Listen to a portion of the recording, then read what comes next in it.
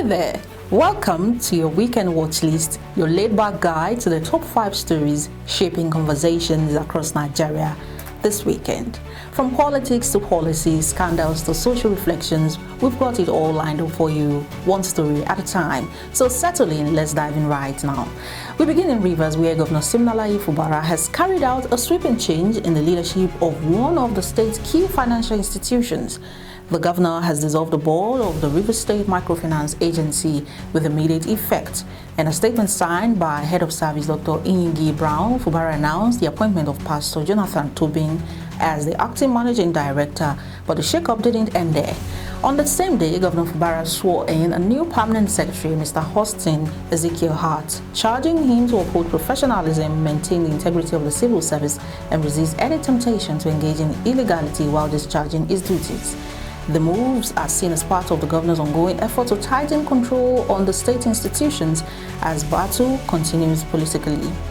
To Lagos now, where President Bola Tinubu has welcomed the Secretary General of the International Maritime Organization, Arsenio Domingos, at the heart of their discussion, Nigeria's ambition to become a global maritime hub.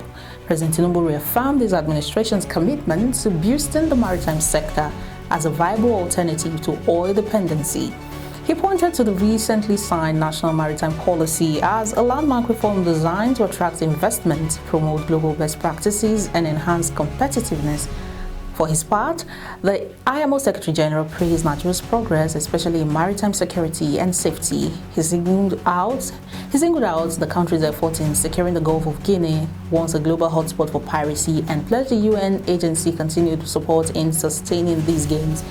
In Abuja, moral and spiritual reflection took center stage as Bishop Matthew Kuka revisited one of Nigeria's most painful scars, the abduction of children by insurgents. Speaking at the launch of Scars, Nigeria's Journey and the Boko Haram Conundrum, a book written by former Chief of Defense Staff General Loki Irabo, Kuka declared that every Nigerian child unaccounted for is a scar on the face of the nation. He reminded Nigerians that the unresolved captivity of Leah Sharibu, the Chibok girls, and countless unnamed children is not just a personal tragedy but a national wound. According to him, military operations alone cannot end the Boko Haram menace, because while insurgents fight with the intention to die, Nigerian soldiers are fighting simply to stay alive. His words reignite the debate about Nigeria's long-term counterinsurgency strategy and its human costs. And next, controversy continues to trail former Adamawa North Senator Ishaku Abu. Reports swirled across social media on Thursday claiming that he had been arrested by the police over the alleged rape of a 13-year-old girl at his Katampe residence in Abuja. But the senator has come out swinging, describing the claims as fake news and a smear campaign engineered by political enemies. Speaking by phone to journalists on Friday, Abu insisted he was never in police custody, saying he spent the day in his Abuja home.